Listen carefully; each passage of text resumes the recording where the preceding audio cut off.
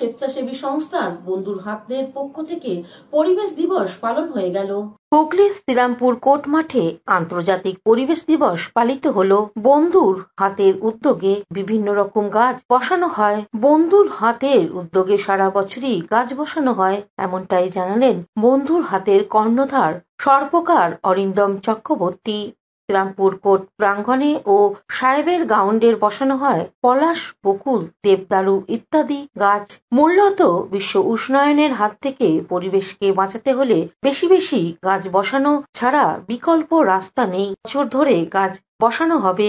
উপস্থিত ছিলেন all Bengal minority অ্যাসোসিয়েশনের সভাপতি ও ফুরফুরা শরীফের ভূমিপুত্র আব্বু আফজল জিন্না, সর্পকার Arindam Chakraborty, madam Drona Dutta, Shibu Mahato, police constable Chunni Mukherjee, অপ্রদীপ ঘোষ, অর্পণ চক্রবর্তী, অন্যান্য বন্ধুর হাতের সদস্যগণ।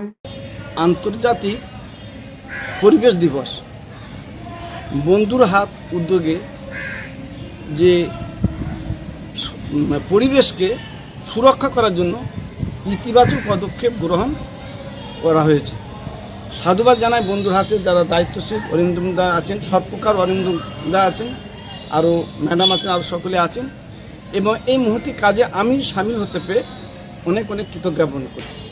পাশাপাশি মনে করি যে আজকে আমরা এমন একটা জায়গায় দাঁড়িয়ে রয়েছি, মানুষ যে বেঁচে থাকবে অক্সিজেন, দৈনন্দিন একটা মানুষ গড় 3 লক্ষ টাকার মতন অক্সিজেন গ্রহণ করে।